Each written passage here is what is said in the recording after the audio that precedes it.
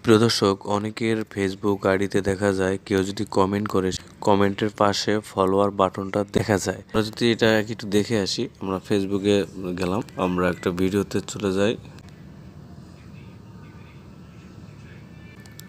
ধরুন আমি একটা ভিডিওর কমেন্টে চলে আসলাম, আসার পরে উপরে দিকে আপনারা দেখতে পারবেন কমেন্টের পাশে ফলো বাটন। হ্যাঁ, তো এগুলো কিন্তু আপনারা আপনাদের ফেসবুক প্রোফাইলে সেট করতে পারবেন। আপনি যাকে কমেন্ট করবেন সেই কমেন্টটি পাশে ফলো বাটন লেখা আসবে। তো কিভাবে করবেন চলুন সেটা দেখিয়ে দিচ্ছি। এর জন্য আপনার যে কাজটা করতে হবে, আপনারা আপনাদের ফেসবুক যদি লক করা থাকে, আপনাদের ফেসবুক প্রোফাইল যদি লক করা থাকে, প্রথমে সেটাকে আনলক করতে হবে, ঠিক আছে?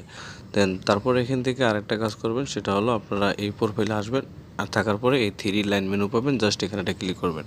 এই যে এখানে একটা অপশন দেখতে পারবেন, টার্ন প্রফেশনাল মুড অফ। এটা এখানে আপনাদের ক্ষেত্রে টার্ন প্রফেশনাল মুড অন থাকবে, ঠিক আছে? তো যদি